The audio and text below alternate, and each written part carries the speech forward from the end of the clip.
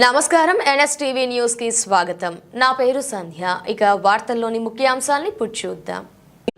చిత్తూరు జిల్లా గంగవరం మండలం కోరపల్లి గ్రామంలో జూన్ 3 అర్ధరాత్రి చోటు చేసుకున్న ఘటన తీవ్ర చర్చనీయాంశంగా మారింది. తీవ్ర గాయాలతో ప్రాణాపాయ స్థితిలో ఉన్న యువకుడు జి జయదీప్ ప్రస్తుతం తమిళనాడులోని రాణిపేట సిఎంసి ఆసుపత్రిలో చికిత్స పొందుతున్నాడు. బంగారుపాల్యం మండలం జీకే ఊరు పోస్టుకు చెందిన జి జయదీప్ జూన్ 3న బంధువుల ఇంటికి వెళ్లినట్లు కుటుంబ సభ్యులు చెబుతున్నారు. అయితే ఆ రాత్రి కొరపల్లి గ్రామంలోని ఓ ఇంటి సమీపంలో రక్తపు మడుగులో తీవ్ర గాయాలతో పడి ఉండగా గ్రామస్తులు గుర్తించి సమాచారం అందించారు.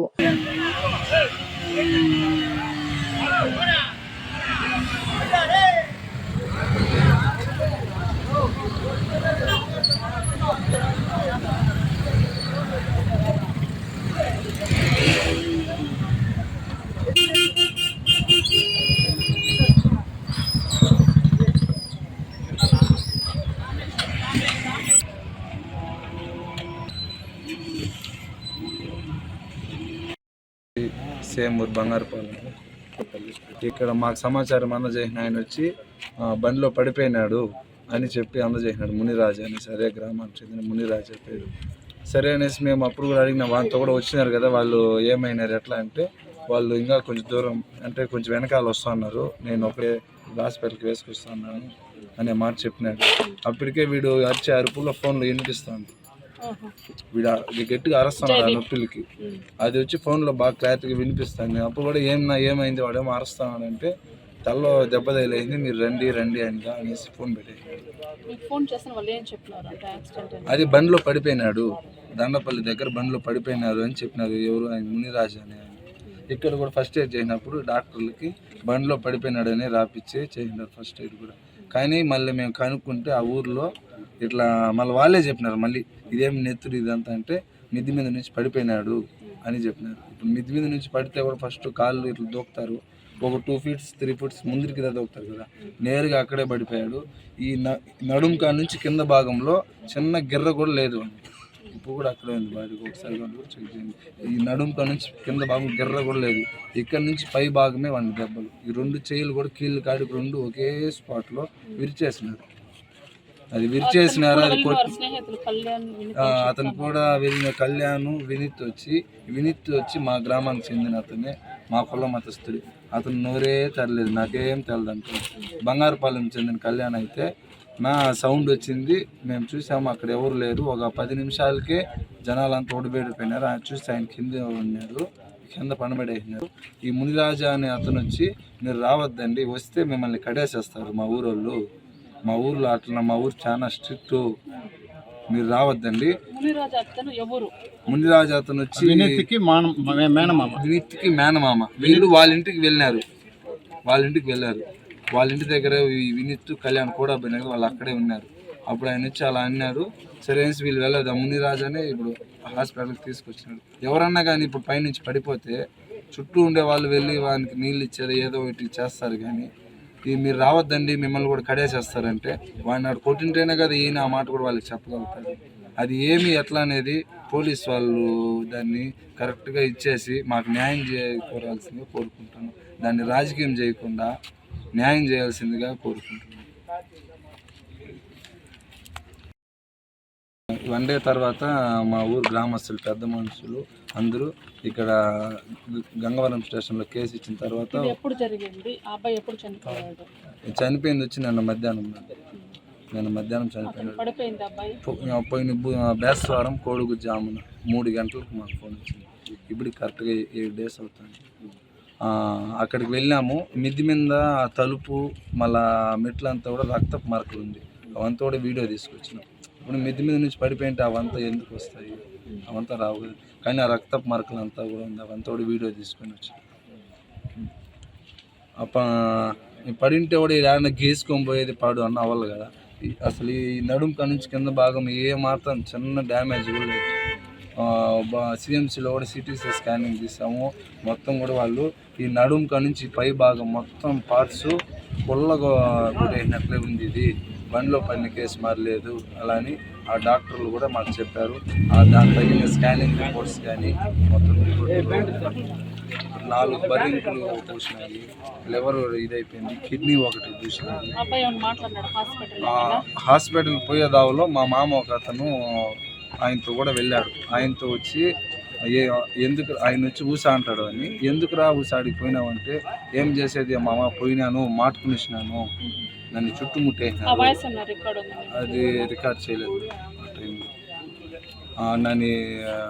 నేను మాటుకునిచ్చినాను అని చెప్పాడు. ఇక్కడ ఇక్కడ పలంనేరులో కూడా ఫస్ట్ ఎయిడ్ చేస్తా అంటే వాడిని పట్టుకుని 3-4 పట్టుకున్నారంట. వాడు అసలు ఉండలేదంట. మిమ్మల్ని వదలరు, మా అన్నోళ్ళు వస్తారు, నా కొరకలరా మీకు ఉండాది అది ఇదని ఇట్లా వల్గర్గా మాట్లాడినాడంట. అంటే ఈ మాటలు వచ్చి వాళ్ళుదా ఉన్నారు, ఎవరు దండపల్లి ఆ అబ్బాయి అలా చెప్పారనేసి మాకు, నేను ఇక్కడ పలంనేరులో మా ఫ్రెండ్స్కి ఫోన్ చేశాను, ఇట్లా అయిపోయిందంట, మీరు వెళ్ళండి మేము వస్తున్నాం అనేసి. వాళ్ళు ఇక్కడికి వచ్చినప్పుడు చూస్తే వాడు అట్లా ఇదని అరుస్తూ ఉన్నాడంట. ఫస్ట్ ఎయిడ్ చేస్తాంటే కూడా లేస్తాడంట, మళ్ళీ మిమ్మల్ని వదలను అది ఇదని కొంచెం వల్గర్గా చెప్తా ఉన్నాడంట. దాన్ని బట్టి వాళ్ళు హత్యా ప్రయత్నం చేసిందే మాకు అలా అని అనిపిస్తుంది. దీన్ని దయచేసి రాజకీయాలు చేయకుండా, ఇంకొకలాగా చేయకుండా కరెక్ట్ అయిన న్యాయం చేయాలని మేము కోరుకుంటున్నాం. విజయ్ కుమార్, మా అక్క కొడుకు, మాది కురపల్లి, మా అక్క కొడుకు దండపల్లి కురపల్లికి వెళ్ళినాడు బంధువులు వాళ్ళ ఇంటికి. అక్కడ ఒక అమ్మాయి వాళ్ళ ఇంటికి వెళ్ళారన్నారు, అది నిజమే కాదని మనకు తెలియదు. వాళ్ళ అమ్మాయి వాళ్ళ ఇంటి దగ్గర ఎవరో కొట్టి కింద పడేసినారు అనేసి మా అనుమానం. 3వ తేదీ నైట్ జరిగింది మేడం. వాళ్ళు ఏమంటారంటే మిద్దె పై నుంచి దూకినానని వాళ్ళు చెప్తారు. మాకైతే వాళ్ళ ఇంట్లో కూడా కానీ రక్తపు మరకలు ఉన్నాయి, మెట్లింటివి కూడా కానీ ఈడ్చుకొని కిందకి వచ్చినట్టు మరకలు కూడా ఉన్నాయి. దానివల్ల వాళ్ళు కొట్టారని అనుమానంతో ఉన్నారు. మా అక్క వాళ్ళ ఇంటికి ఆ అబ్బాయి ఒకడే ఫైనాన్షియల్గా ఏదైనా జాబ్ పరంగా కూడా కానీ, వాళ్ళ ఆయన డయాలసిస్ పేషెంట్. ఆ అబ్బాయి చనిపోయినాడు. మా అబ్బాయి వాళ్ళతో కూడా 3 వెళ్ళారు మేడం. ఆ అబ్బాయి కాకుండా 2, మొత్తం 3 వెళ్ళారు. వినీత్ అనే పిల్లోడు, కళ్యాణ్ అనే పిల్లోడు. నైట్ ఇక్కడ 10:30 కల్లా బయలుదేరినారు బంగారుపాలెం నుంచి. నైట్ అక్కడ మునిరాజు వాళ్ళ ఇంటికి వెళ్ళేసి అక్కడ పడుకోండి. మళ్ళీ నైట్లో 1 గంట 12 గంటల ప్రాంతంలో, ఏ టైం అని కరెక్ట్గా తెలియదు, మునిరాజు వాళ్ళది వచ్చిందని దండపల్లి కురపల్లి, అక్కడ వాళ్ళ ఇంటికాడ నుంచి పడుకోండి, నైట్లో వాళ్ళ ఇంటికి పోయినారన్నారు. అది ఎంత నిజం అనేది మనకు తెలియదు. అది ఎన్క్వైరీ చేసి పోలీస్ వాళ్ళ తెలపల్లా. ఫైనాన్షియల్గా వాళ్ళ తండ్రి కూడా డయాలసిస్ పేషెంట్, వాళ్ళ మదరు హౌస్ వైఫ్. ఇంకా వాళ్ళ ఇంటికి దిక్కంతా ఈ పిల్లోడే. ఇంకా ఆ పిల్లోడు చనిపోయినాడు. వాళ్ళు ఇంకా ఫైనాన్షియల్గా కూడా ఏమీ ఇది లేదు. చూపించారు, ఎవరు మీకు ఇన్ఫార్మ్ చేస్తున్నారు? మునిరాజు అనే పిల్లోడు ఇన్ఫార్మ్ చేసినాడు మాకు. దాని ద్వారా ఆ పిల్లోడు ప్రభుత్వ హాస్పిటల్కి, పలంనేరు ప్రభుత్వ హాస్పిటల్కి తెచ్చి తరలించినాడు. అక్కడ ట్రీట్మెంట్ చేసి ఫస్ట్ ఎయిడ్ చేసి మాకు ఫోన్ చేసి సమాచారం ఇచ్చినారు. మేము బంగారుపాలెం దగ్గర వచ్చి కనెక్ట్ చేసుకొని అంబులెన్స్ ద్వారా ఆడ తీసుకొని సిఎంసి వేలూరు హాస్పిటల్కి పోయినాం.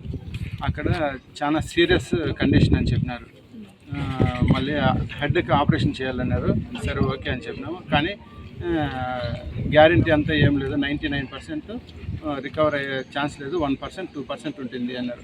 అయినా కానీ చేయమని చెప్పినాం. 1% అన్నా కూడా ప్రాణాలు కాపాడుకోవాలనే దీంతో మేము ప్రయత్నించి ముందడుగేసి చేసినాం. అక్కడ చాలా ఖర్చు అయింది. ఫైనాన్షియల్ ప్రాబ్లం వచ్చి మళ్ళీ వేలూరు నుంచి ఒక 10 కిలోమీటర్స్ అరకంబాడు హాస్పిటల్కి పోయినాం. అక్కడ కూడా ఇదే సేమ్ సిచ్యువేషన్. వాళ్ళు ఏం చెప్పలేదు. ట్రీట్మెంట్ మా ఆన్లైన్ కాడికి మేము ప్రయత్నిస్తాము, రికవరీ అనేది మేము చెప్పలేము అనేసి అన్నారు. సరే అనేసి అక్కడి నుంచి మళ్ళీ ఆటికి 9 days అయిపోయింది. 9 daysగా స్పృహలోకి అయితే రాలేదు. ఇంకా ప్రయత్నం అంతా ఏం లేదు. ఉంటే ఇప్పుడు అబ్బాయి కూడా జయదీప్ కూడా ఫ్రెండ్స్ వెళ్ళారు కదా, వాళ్ళు ఏమైనా చెప్తున్నారా మీకు? వాళ్ళు ఇంతవరకు పోలీసు వాళ్ళు ఇంతవరకు మాకైతే ఏమి సమాచారం అందించాల. మేము ఈ మాత్రం ఎన్క్వైరీ చేసినాము, ఏం జరిగిందని కూడా కానీ మేము 7వ తేదీ కంప్లైంట్ ఇచ్చినా కూడా కానీ మాకు ఇంతవరకు ఏం సమాచారం మాకు అందించలేదు.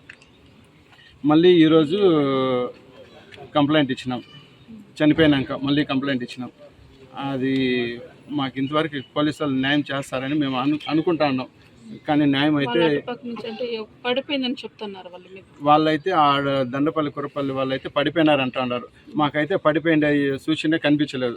వాళ్ళని కొట్టి లోపల కొట్టి తీసుకొని వచ్చి బయట వేసినట్లు మాకు అనిపిస్తుంది. మా అనుమానం అంతా అదే, కొట్టి బయట తెచ్చి వేసినారు. మీకు ఎవరికైనా అనుమానం ఉంది? మాకు బీర్గౌడు, లక్ష్మీనారాయణ,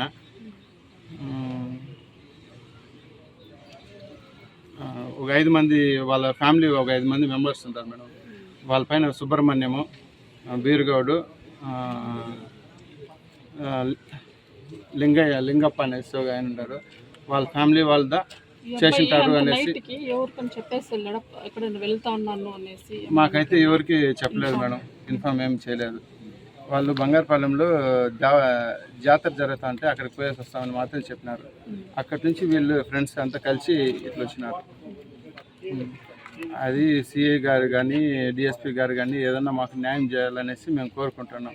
మీడియా ద్వారా కూడా కానీ మాకు ఏదన్నా కూడా కానీ మా అక్క ఫ్యామిలీకి మాకు న్యాయం కావాలా, మాకు న్యాయం చేకూర్చాలా అని కోరుకుంటున్నాం. లేదు, ఒక 6 monthsగా వర్క్ చేస్తానండి. ఎంబీఏ చేసినాడు, జాబ్ చేస్తా ఉన్నాడు. బెంగళూరులో జాబ్ చేస్తాను. 24 ఏజ్. 24. అంటే ఏ రీజన్తో అతను అక్కడికి వెళ్ళాడు దండపల్లి కురపల్లికి ఆ ఇంటికి? ఏ రీజన్ అనేది మనకు తెలియదు. అక్కడ జరిగినాక రిలేషన్ అసలు వల్ల మీకేమైనా వారి ఉన్నాయా? పాత ఉన్నాయా? మా బామర్ది రిలేషన్షిప్ వాళ్ళతో కూడా పోయినారు కదా వినీత్, వాళ్ళ బంధువులు ఉన్నారు అక్కడ. వాళ్ళ బంధువులు ఉండే వాళ్ళ ఇంటికి పోయేసి అక్కడ మళ్ళీ ఆ విధంగా జరిగింది. అందుకు అది అక్కడ ఉండేవాళ్ళు మీకు ఎవరైనా తెలియదు? అక్కడ ఉండేవాళ్ళు మాకు ఎవరైనా తెలియదు. మీ బంధువులు కాదైతే అసలు వాళ్ళు? మా క్యాస్ట్ మాత్రమే, అంతే. మా ఇది మాకు వాళ్ళంతా ఎవరనేసి తెలియదు. మా గౌళ్ళు అంతే, మా క్యాస్ట్, మా రిలేటివ్స్ అంతే. మాకు అంతా ఎవరంతే. పాత గొడవలు అంటూ ఏమి ఒక ఇది కూడా ఏం లేదు. వాళ్ళు ఎందుకు మాతో కొట్టి ఇచ్చేసినారనేది మాకు పోలీసుల ద్వారా న్యాయం చేకూర్చాలనేసి కోరుకుంటాను, అంతే. మీ పేరండి? మా పేరు విజయ్ కుమార్.